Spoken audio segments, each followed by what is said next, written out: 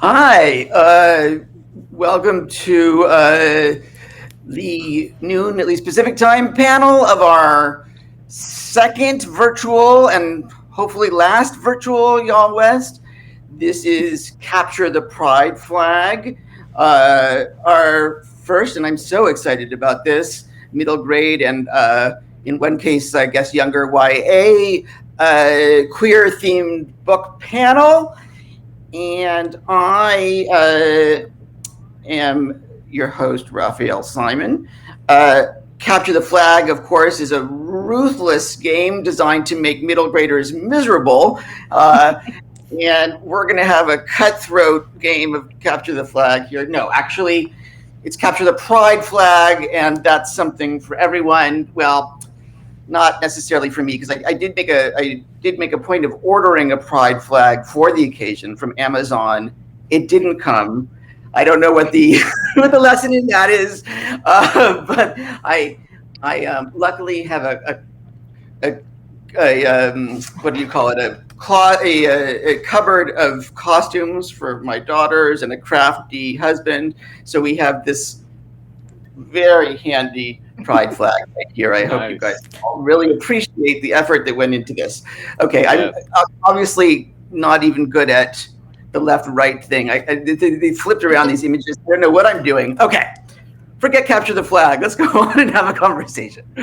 I'm Raphael Simon, like I said, also known as Pseudonymous Bosch, the author of the Secret series. And just because it's Gay Day, I'm going to mention my books, The Unbelievable Oliver, because I was excited to see they got on the Rainbow list the other day. More recently, I have come out of the closet as a real person, and my new book is called The Anti-Book, and it has not Pseudonymous Bosch, but my own name, Raphael Simon, on it. It is about an angry boy who wants the world to disappear, and I'm just disappeared the book now. And from there, I'm going to introduce in alphabetical and also, or at least order of on my screen, Ashley first, as first of our four authors. And I'm going to have to read this. I'm sorry, I didn't memorize my lines here. Ashley Herring Blake. Ashley is the author of the young adult novels Suffer Love, How to Make a Wish, and the Lambda Award finalist Girl Made of Stars. There are other awards as well, but I'm sticking on a queer theme, so those are the ones pulled out. Her middle grade novels include the Stonewall Honor Book, Ivy Aberdeen's Letter to the World, and also The Mighty Heart of Sunny St. James. The romantically inclined Ashley is also the author of an adult romance novel, ew, and co-editor of a young adult romance anthology.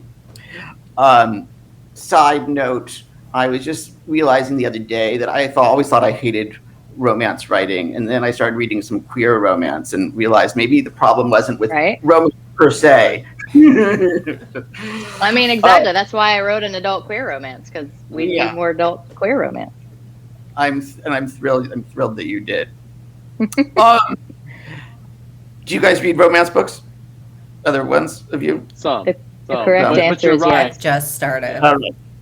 And we can interpret romance writing however you like. This is a younger person panel, but we can always use it. Ashley is also an agent, as in a literary agent at Reed's Literary Agency, but don't think you can just hand her your manuscript, because she lives on a tiny island off the coast of Georgia, and you'll have to cross the sea to get to her. Speaking of which, see how I did that? Her newest novel is Hazel, Bly, and the Deep Blue Sea. That was a pretty slick transition, right? It was. I'm impressed. Okay. Our next Capture the Flag player is Mike Curato. Mike is the author and illustrator of everyone's favorite polka-dotted elephant, Little Elliot, which is now a 5-book series. His many other picture books include the same species wedding story, Worm Loves Worm. which looks super cute, and the brand new Sherry Godmother. Mike's debut young adult graphic novel is the Golden Kite honor-winning Flamer, which I have right here too.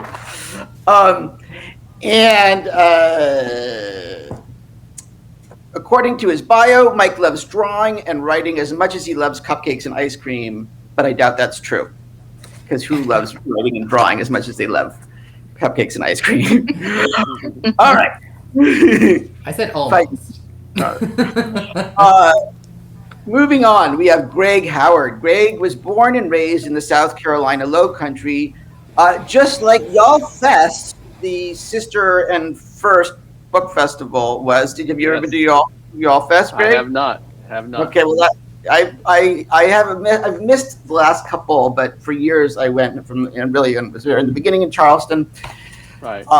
So really, this is you should feel at home.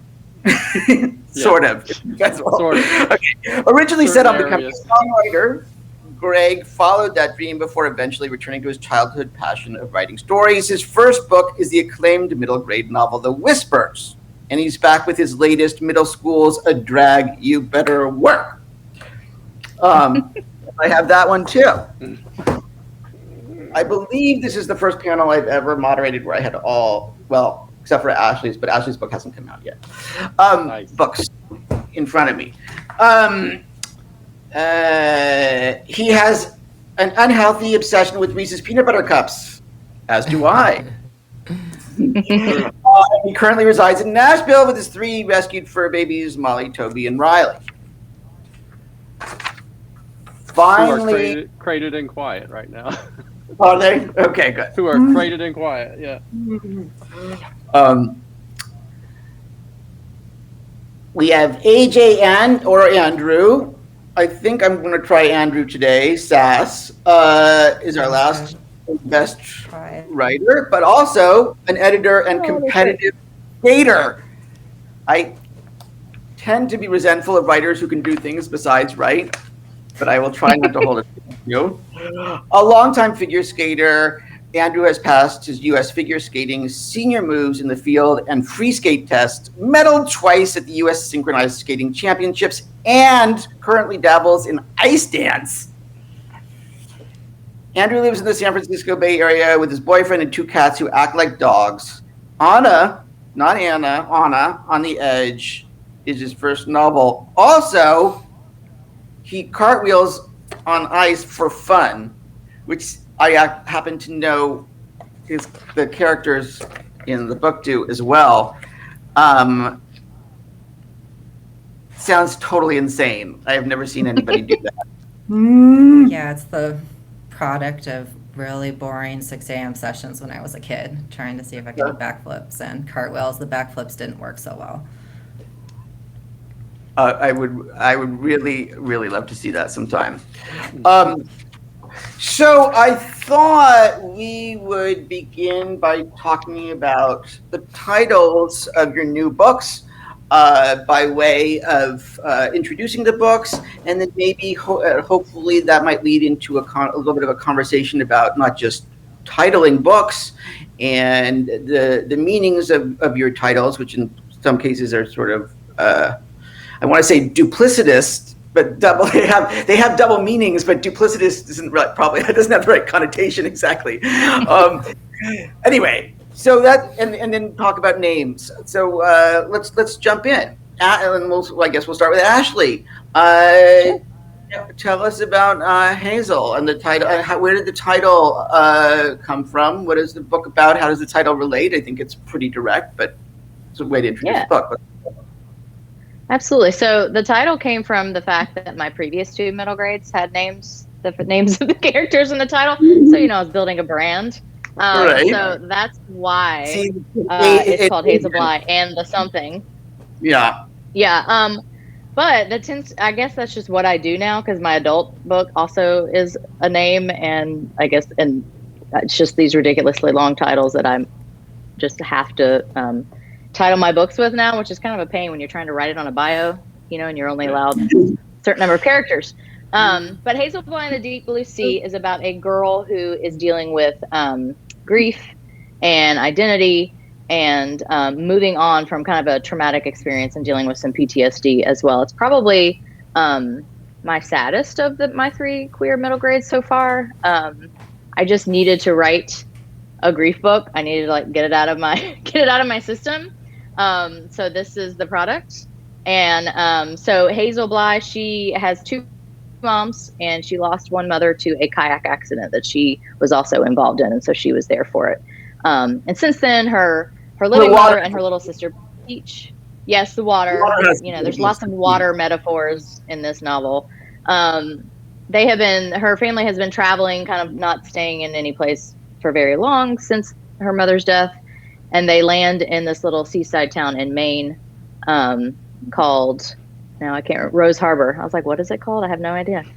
Rose Harbor. And once there, she encounters, friends. She encounters her mom's first love, who she becomes involved with again. And Hazel is not into this. She's not digging this new decision that her mom is making. But with all that, she is also making new friends against her will.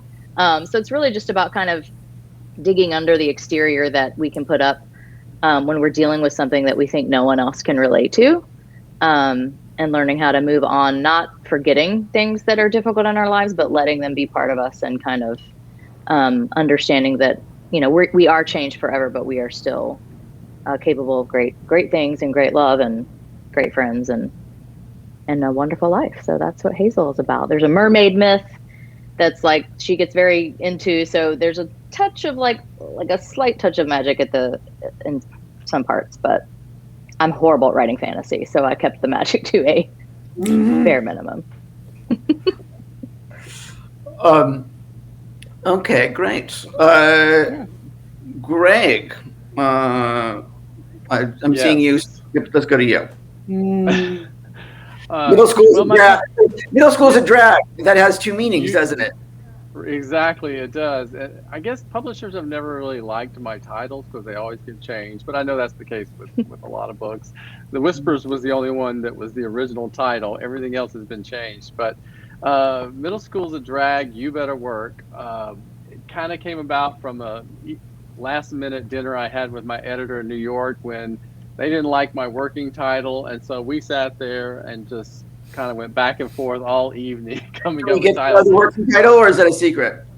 Oh, it's boring. It's called Anything Inc., and I'll explain why. But Middle School's a Drag is about a boy, 12-year-old boy, Mikey, who is quite the entrepreneur. He's always starting new businesses. That was kind of based, a little bit on my story when I was that age, and I was doing the same thing. He has an office in the family laundry room with his desk and everything, and he's always trying to think of the next business idea that'll be the one. At the same time, he is a gay boy who's out to his closest friends and his family, but no one else at school. And he's not sure he's ready for everyone at school to know that he's gay. He wants to, believe he's not ashamed of it, but he's not quite yet ready to tell the world. So he's kind of in that kind of middle stages of that. And Middle School's a Drag comes from, he decided to start a new business when one day in his office, in walks a 13-year-old drag queen named Coco Caliente, Mistress of Madness and Mayhem, and she wants Mikey to be her agent, her talent agent. So he decides to start a junior talent agency in his school and signs up a bunch of different kids with a bunch of different talents. So that's where the kind of Middle School's a Drag, partly from him kind of dreading everybody finding out that he's gay, and also with his friend Julian, who is also Coco Caliente. And my editor insisted that we put the "You Better Work" subtitle on there.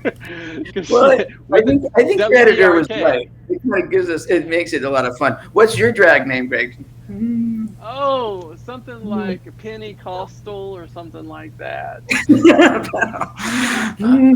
With my religious background. And does your hero eventually get a drag name, or is it Coco the only one who gets a drag name? What'd you say? Does your hero eventually get a drag name, or is Coco the only? But he doesn't get a drag name, but he does get to dip his toes in Coco Caliente's high heels at one point. Okay. Quite funny scene, but it all kind of culminates in the big middle school not drag show, middle school talent show, which has never had a drag performer in it. So Right. that is my book. How fun. All right. So Mike, Flamer. Yeah. That's a tough name. It certainly got some people's attention. So Flamer, as you know, most Americans know, is a derogatory term used against flamboyant individuals, often associated with gay boys. I was certainly called that name when I was a kid. But You were. What's that? I said you were. Oh, I was. Yes, obviously. Yeah. But I kind of love how by the time you get to the end of the book, it's almost like a badge of pride, where the flames are something powerful. The flames are something spiritual.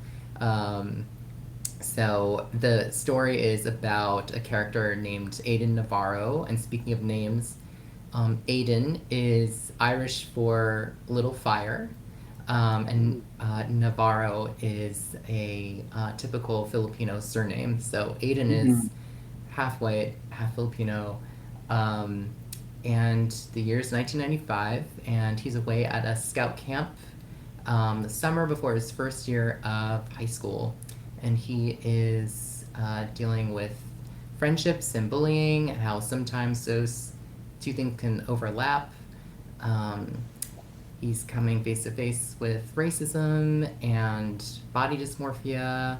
He is questioning things about his religion, and all that is the backdrop to Aiden coming to terms with his sexual orientation. And, you know, it can This is a very intense and powerful book, by the way, everyone. Thank you. It can get really heavy, but also there are fart jokes. And there's also a lot of homages to nerddom, like Lord of the Rings and Monty Python references, and all the things that I loved about being 14, alongside all the things I hated about being 14. So this is definitely the book that I made, the book that I wish that I had when I was Aiden's age. I mean, also, I mean, in its title, I mean, it's really about reclaiming, in part, about reclaiming the term flamer, right? I mean, Right. it becomes, it's a derogatory term that gets embraced, just as queer was once. Right, and it's all the things that Aiden is torn down for being is really what he discovers makes him strong and makes him an individual. So it is very much about embracing yourself, even if it's what other people don't think it should be, you know. Do you want to just show one spread to the camera so that people can just one? Here's the cover, and I'll show. I'm gonna cheat and show two because I'll show. The book is mostly in black and white, which I will show in a minute, and then there are kind of bursts of color. I mean, everyone else is welcome to show inside their books too. This one I just remembered. Mine's very exciting. Yeah.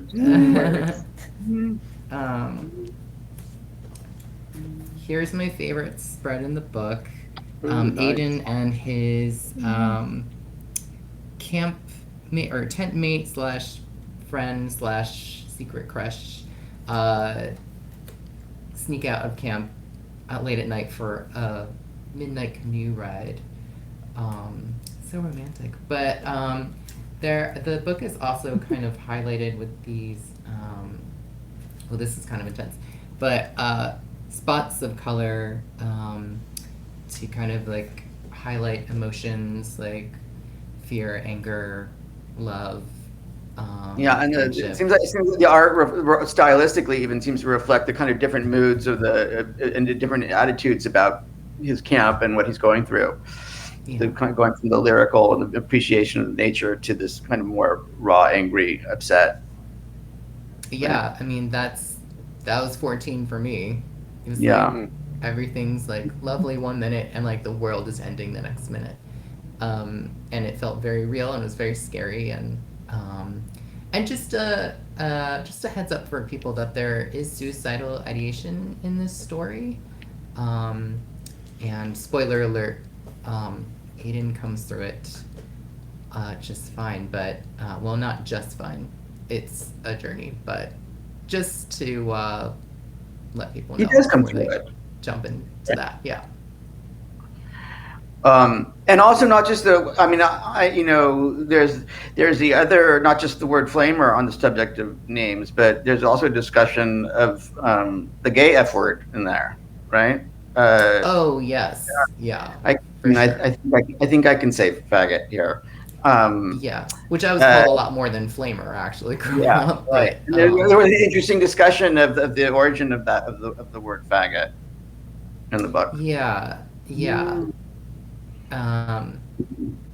But yeah, flamer worked better for the title because Yeah, of I the agree. thematic through line that it provided. But yes, that's certainly a big topic. There is a lot of name calling. Yeah. Mhm. Yeah, I mean, I think so much about being gay, especially at that age, is about being called names and then learning to, find names for yourself, right? Yeah, and a huge thing for Aiden is he's called all these names that he doesn't even understand what they mean, and the people Right. that are throwing these names at him don't necessarily know what they mean, and so he always has this connotation. He takes the word gay with a negative connotation. He doesn't know anything about the joy behind being gay or the happiness behind that. So That which I think just is to pretty talk common. in the anti-book, my character Mickey, he's bullied a little bit and the word gay is used repeatedly as a diss, and it's before he kind of is even really beginning to come to terms with his identity himself. So it's hard, and that was certainly my personal experience was to be called gay before I understood that I was gay. Right, exactly. Andrew, Anna also Anna on the Edge. Tell us about the name Anna comes up. It has a lot of different kinds of meaning in the book too. It does. Correct. Yeah, and Yeah. I have had this title actually since it got acquired by my publisher. It had an early working title, which actually turned out to be a title of another, I think, a YA book. So I switched it to Anna on the Edge pretty quickly. And the story is about a 12-year-old kid named Anna Marie Jin, who is really into figure skating. The book opens with her winning her first national juvenile level title. And after this, Anna ends up at a new ice rink with a new choreographer. She's following her coach there. And for the first time, Anna has to really grapple with the gendered aspects of the sport in a way that she hasn't had to before because the choreographer wants her to perform to a princess program. And all the while, Anna's also trying to kind of navigate old and new friendships. She meets a transgender boy named Hayden who knows who he is and is very set in his identity, and initially mistakes Anna for a boy due to a name tag mess up at skate school. So Anna decides not to correct him and suddenly is juggling like these two different identities on one sheet of ice. And initially Anna thinks, oh, well, I like being seen as a boy because it feels a little bit better than being seen as a girl, but ultimately realizes that that doesn't really fit her exactly either. And she basically has to kind of discover that there's another term for what her identity could be, and she lands on non binary.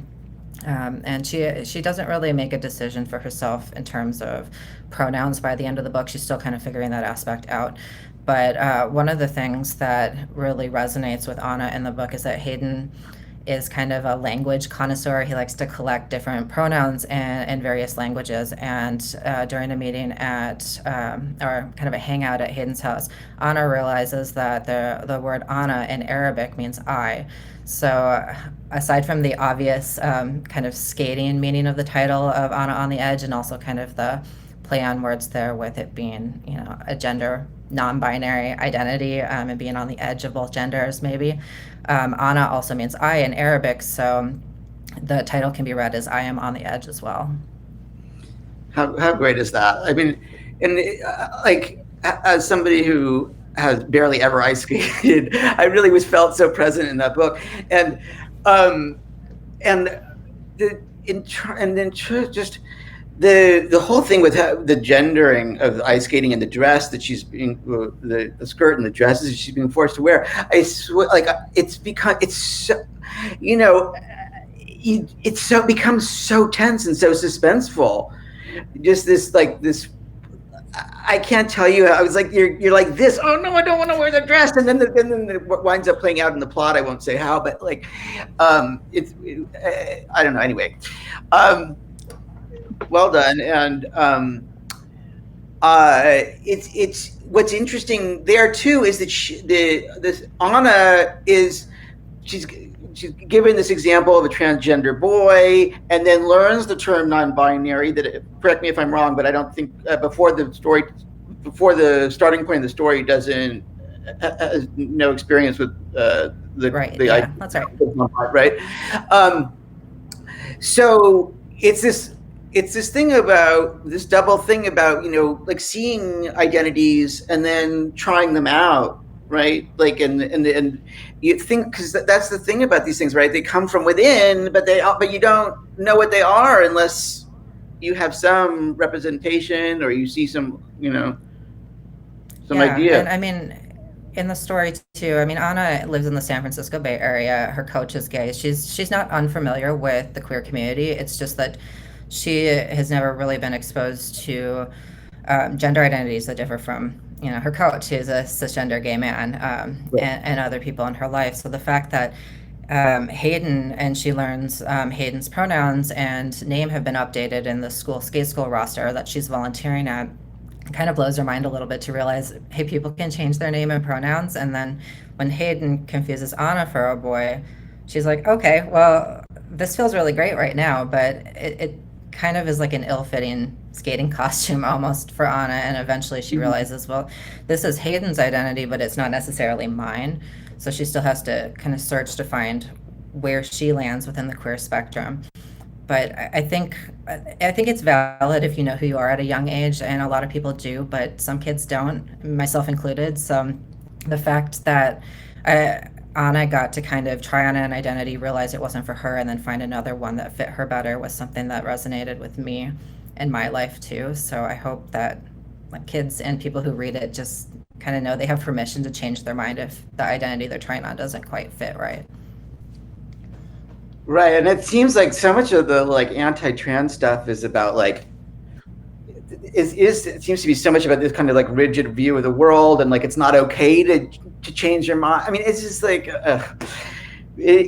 whole really the message is it's what people want for themselves. It doesn't and that might, and people and the rest of the world has to respect that, and it might change over time or it might not, but.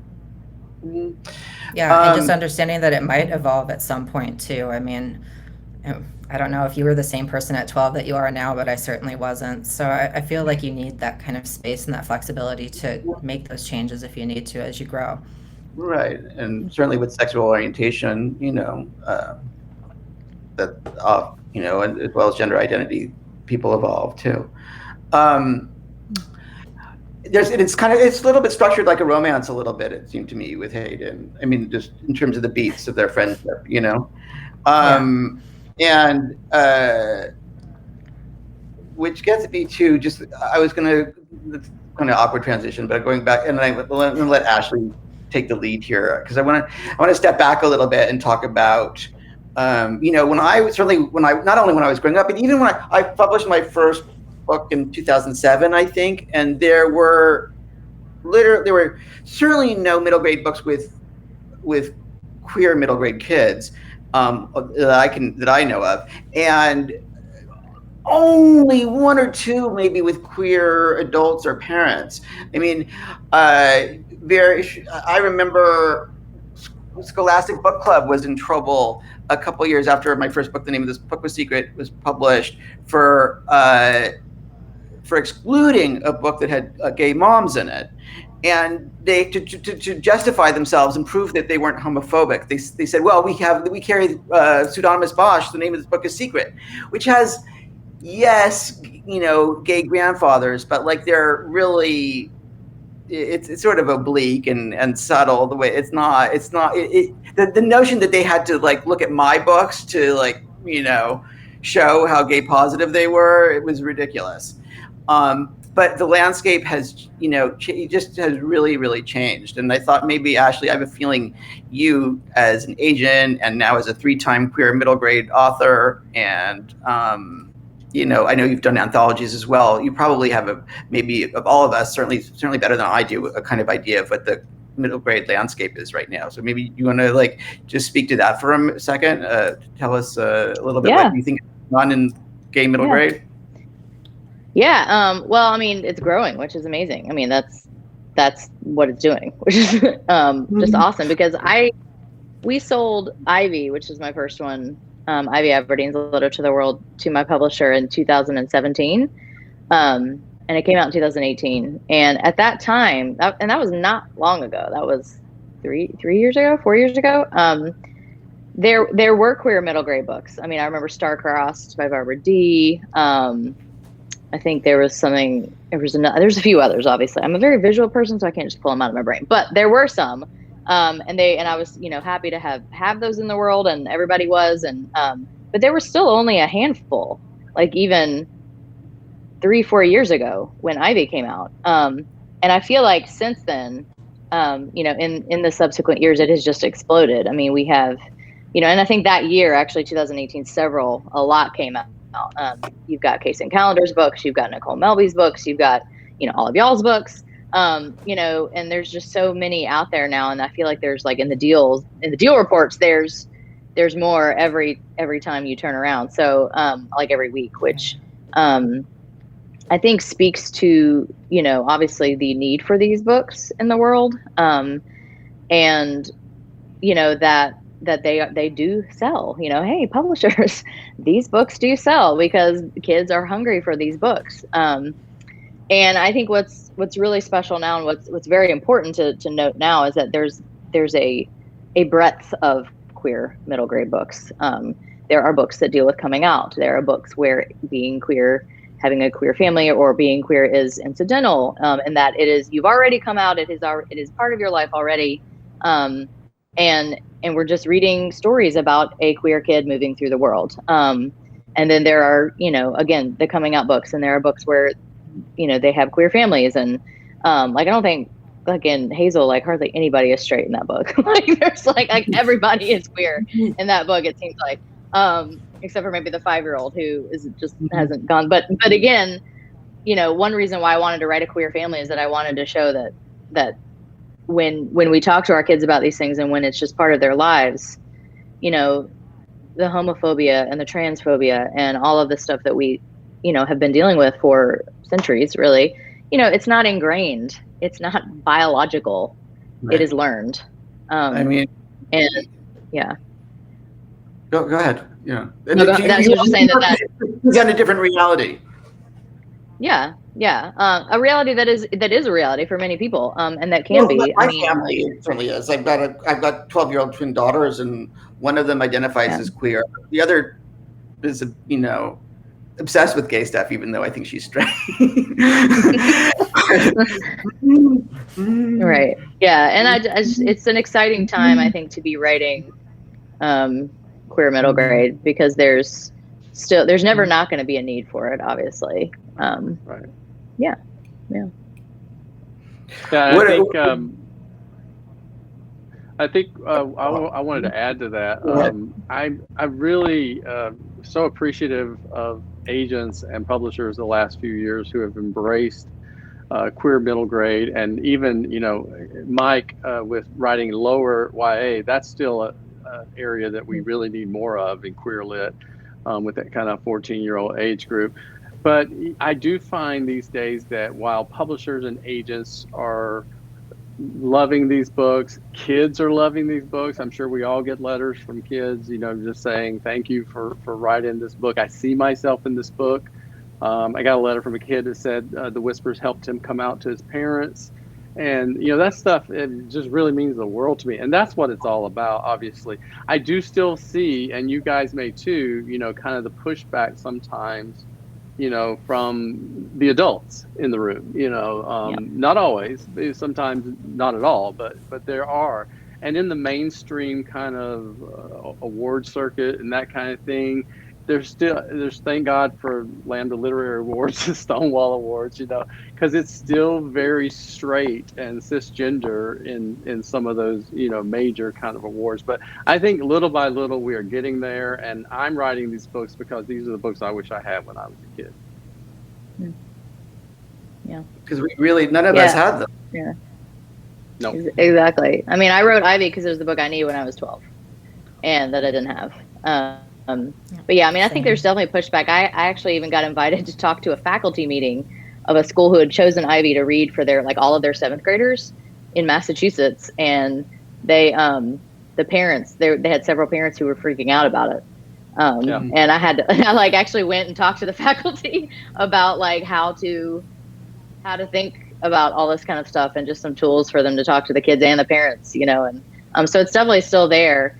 And I'm also seeing pushback from, publishers are publishing it, but you'll still get the occasional, well, we have a non-binary book, so why do we need this lesbian book? And I'm like, those are not the same two things. Different things. And so, so we have a long way to go. The same. It's just... No, I'm like, what? It's definitely still there, and we have a long way to go. Have you guys done many in-person school events? As for me, I've done 1,000 school events, but I was always pseudonymous Bosch, and it was a different thing. And so I haven't personally done many as a kind of out queer author, particularly. Have you guys been to many schools or live events? Yeah, I definitely have, as a queer author. What about you, Mike and Andrew? I mean, usually I'm invited to schools to speak for my other books. So, and one time I was asked to not even mention that I worked on Boardwalk's Worm, which turned into a whole situation. Oh, wow. I bet it did. Excuse you. Right. But yeah, but Flamer, with the pandemic, I haven't done any this for yet. Yeah, it'll be interesting to see when things open up. Well, do you want to? I just realized I knew I was going to do this. I haven't looked at a single question. I'm terrible. I'm a bad person, but I also just have no attention. Let me see if I can grab one question for us.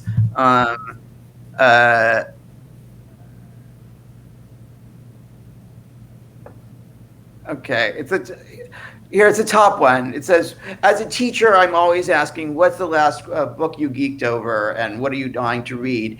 Do you guys want to make any, we've been talking about this queer middle grade landscape. Do you have any recs in sort of in and around that category? Why don't we go around? Oh, and or if you want, you can also kind of shout out to your next project. I have some. I already mentioned them, but anything by Case and Callender, read it. It's gorgeous. They write YA as well as middle grade. National Book Award, obviously major award on a queer book, King of the Dragonfly. So read their books. Nicole Melby is a beautiful queer middle grade writer. All of y'all's books, absolutely. I blurbed AJ's book, Love, Anna on the Edge. So definitely pick that one up. I have some new books to add to my reading list for Mike and Greg's newest. Can't wait to dig into those as well. So yeah. Anybody else? I think the last one I think I geeked over was Fighting Words by Kimberly Baker Brubaker Kelly. I don't. Did I get the name wrong, guys? Anyway, but I think it's right. It was the honor book for Newbery, and it was, to me, it just went there in the most raw and authentic way that I hadn't read a lot of in middle grade. And I know that she got pushed back for some of the themes in there, but it just floored me. So that was one I really loved. Andrew, Mike? Yeah, I was going to second.